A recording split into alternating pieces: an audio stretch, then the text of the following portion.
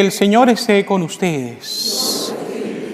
Proclamación del Santo Evangelio según San Marcos.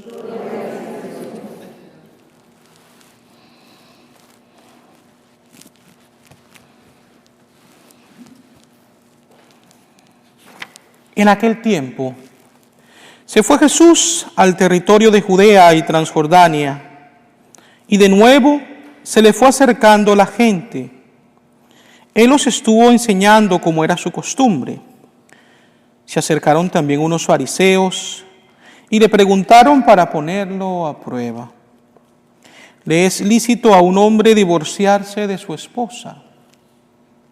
Él les respondió: ¿qué les prescribió Moisés?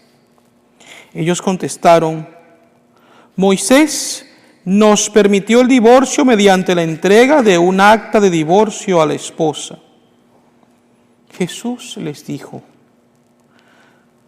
Moisés prescribió esto debido a la dureza del corazón de ustedes, pero desde el principio, al crearlos, Dios los hizo hombre y mujer. Por eso dejará el hombre a su padre y a su madre y se unirá a su esposa, y serán los dos una sola cosa.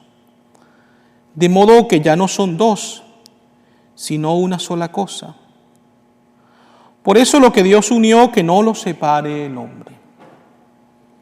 Ya en casa los discípulos le volvieron a preguntar sobre el asunto. Jesús les dijo: si uno se divorcia de su esposa y se casa con otra, comete adulterio contra la primera. Y si ella se divorcia de su marido y se casa con otro, comete adulterio. Palabra del Señor. Pueden sentarse, por favor.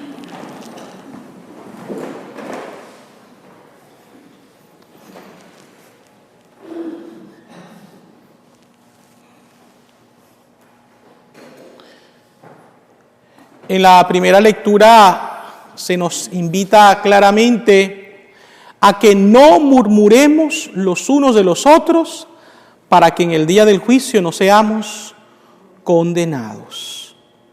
Esas son palabras fuertes que deberíamos reflexionar profundamente ese día. Fíjense ustedes, cuando Dios saca al pueblo de Israel del cautiverio en Egipto, de la esclavitud, y los lleva a la tierra prometida, uno de los errores que ellos cometieron, no una vez, sino varias veces, fue murmurar en contra de Dios y de Moisés. Y por eso ellos fueron, podríamos decir así, castigados, porque se olvidaban de que Dios les había amado de una manera tan especial, les había liberado, les había concedido la oportunidad de ir a una tierra que manaba leche y miel, una tierra próspera, y ante las dificultades ellos se olvidaban de eso y murmuraban.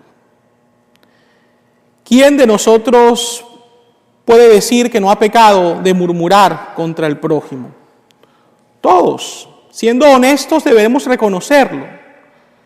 Se puede dar en los matrimonios, se puede dar de los padres a los hijos, de los hijos a los padres, en el trabajo, con los compañeros de trabajo, con nuestros jefes o con nuestros empleados, en el caso de que seamos jefes, de los políticos.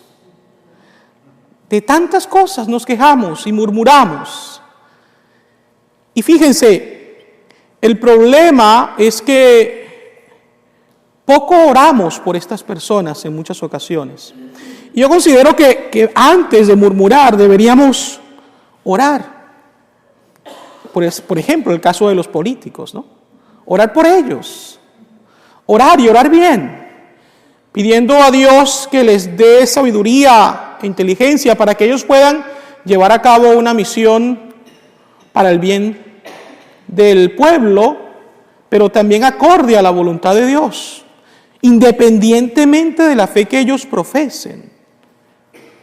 Pero tenemos que orar. Ahora, otro problema de la murmuración es que en ocasiones también unimos el mal con la persona. Y esto entonces nos lleva a condenar a la persona y no al acto de la persona. Y esto es algo que debemos evitar. Nosotros, y no es la primera vez que lo digo, lo he repetido muchas veces, hemos sido creados por Dios en su amor y en su bondad. Por eso, en esencia, nosotros no somos personas malas. Dejándonos llevar por el pecado, hacemos el mal.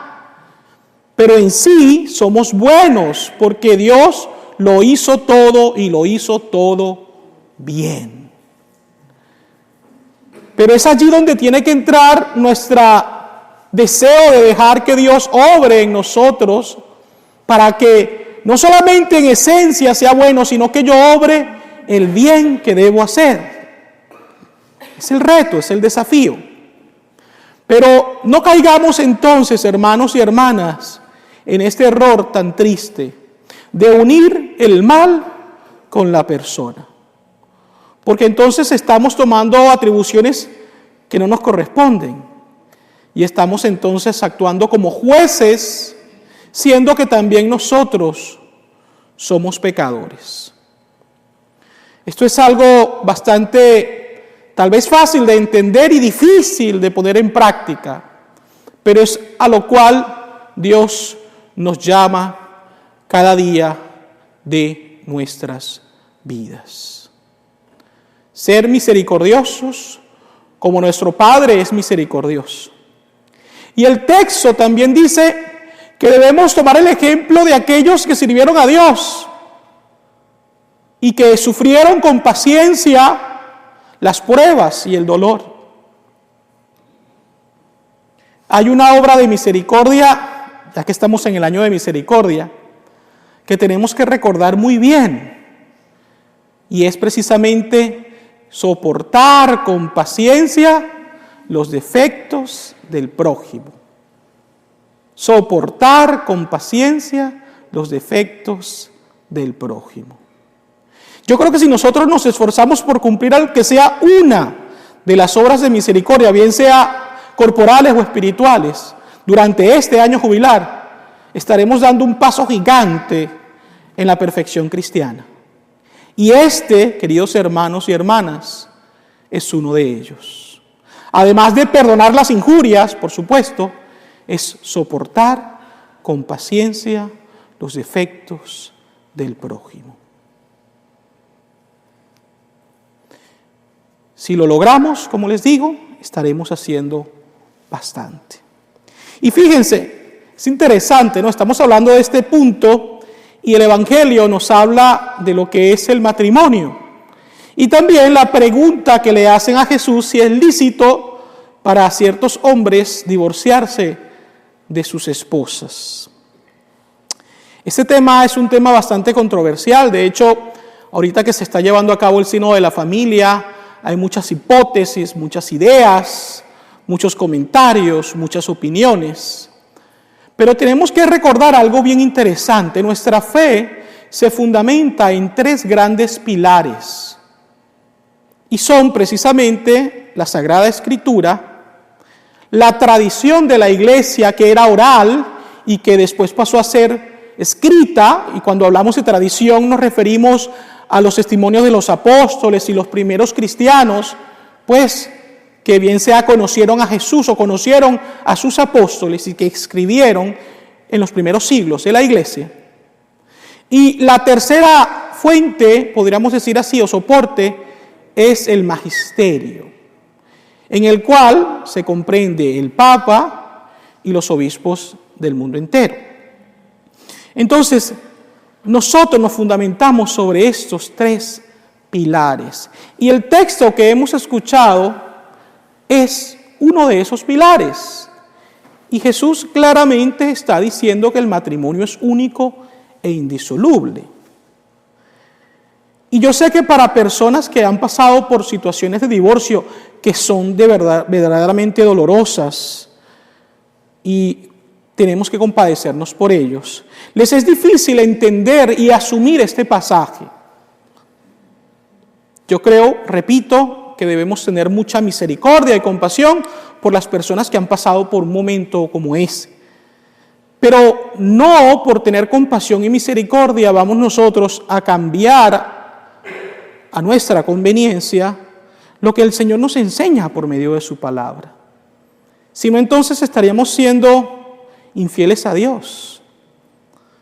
Y fíjense, hay que partir del hecho de que la unión de un hombre y una mujer se tiene que dar fundamentada en el amor. ¿Y quién inventa el amor? Dios. Dios es amor. Y Él nos ama. Y la unión de un hombre y una mujer, ese amor, tiene que estar fundamentado, alimentado, nutrido por el amor de Dios. Cuando el amor de Dios no está presente en la unión de ese hombre y esa mujer, entonces ese amor deja de ser amor tal vez para ser un sentimiento bonito o un gusto. Pero ese amor no tiene manera de nutrirse ni de fundamentarse. Y es por eso que eventualmente, pues, la relación matrimonial se torna muy difícil. Dios tiene que ser fuente principal del amor conyugal. Y fíjense, yo llevo ya casi 13 años de sacerdote. No sé cuántas parejas he acompañado en el proceso matrimonial, pero han sido muchas. 200, 300 tal vez, no sé. Pero siempre insisto un poco en este punto tan importante. La pareja no se va a casar en la iglesia solamente. La pareja tiene que casarse con Dios en la iglesia y salir con Él y dejar que Él sea parte importante de esta relación. Si no es así, entonces pasará lo que dice el texto de la Escritura cuando el hombre construye la casa sobre arena y vienen las tormentas y la casa se derrumba. Mientras que cuando Dios es la piedra en la cual se fundamenta el matrimonio y la familia, aunque vengan las tormentas y las dificultades, el matrimonio podrá superar las pruebas, por muy difíciles que éstas sean. Hay dos preguntas, y con esto quisiera ir terminando esta homilía, que se hacen cuando las personas, al menos acá en los Estados Unidos, se lleva a cabo un cuestionario de preparación al matrimonio. Hay diferentes tipos, unos los llaman Focus, otros los llaman Full Engage, otros los llaman Catholic Couple Check-up. Hay diferentes tipos, pero en general las preguntas casi siempre son las mismas. Y hay dos preguntas que al menos para mí son fundamentales. Una es cuando se le pregunta a la pareja, ¿creen ustedes que a pesar de los problemas que ustedes, o mejor dicho, creen ustedes que el amor que se profesan va a hacer posible que ustedes no tengan problemas en el matrimonio? Esa es la pregunta. ¿Creen ustedes que el amor que ustedes se tienen va a ayudarles a que no se presenten problemas en el matrimonio? Si alguno de ellos o ambos ponen, sí lo creemos, entonces hay un problema. Porque por más amor que la pareja se sienta, eso no es garantía de que no van a haber problemas. Van a existir problemas. Pero con la ayuda de Dios, con la gracia del Señor, con la apertura al perdón, esos problemas se pueden solventar. Y hay otra pregunta que es, ¿habría algo que te impediría seguir amando a esa persona? Si es así, ¿qué sería? Y muchas veces las personas responden sí, y responden diciendo la palabra infidelidad. Eso sería lo que la persona no podría soportar ni perdonar, la infidelidad. Y seamos sinceros, es bastante doloroso la infidelidad porque se presume que la pareja se une y prometen ser fieles y la infidelidad es una traición. Pero queridos hermanos y hermanas, ¿qué pasa cuando uno o ambos en la pareja, en el matrimonio, dejan de tener una relación cercana con Dios, de vivir en gracia sacramental, de comulgar? ¿Acaso eso no se puede llamar infidelidad a Dios? Claro que la es. Entonces, la infidelidad muchas veces no comienza del hombre a la mujer o de la mujer al hombre. Comienza cuando uno o cuando ambos son infieles a Dios. Entonces, es allí donde hay que tener bastante cuidado. Porque si una pareja se esfuerza por ser fiel a Dios, por vivir en gracia, les aseguro que los porcentajes de que haya una ruptura a causa de la infidelidad van a ser mucho menor. Pidamos al Señor, pues, por todas aquellas parejas que han unido sus vidas en el sacramento del matrimonio, por aquellas que están pensando hacerlo, de manera especial para que todos tengan, pues, como fundamento a Dios, nuestro Padre, y que recuerden siempre que la misión, o una de las finalidades más importantes del matrimonio, es precisamente hacer feliz al cónyuge y en especial buscar la salvación de esa persona. Cuando hay esa comunión de sentimiento, de intención, entonces el matrimonio tiene muchas más probabilidades de ser fuerte y vencer cualquier dificultad. Pidamos también por aquellas personas que han sufrido una separación, para que Dios Todopoderoso ayude a sanar sus heridas, también para que les conceda el deseo de seguirle amando a Él y en Él llegar a, pues, vivir en la felicidad que Dios nos tiene preparada.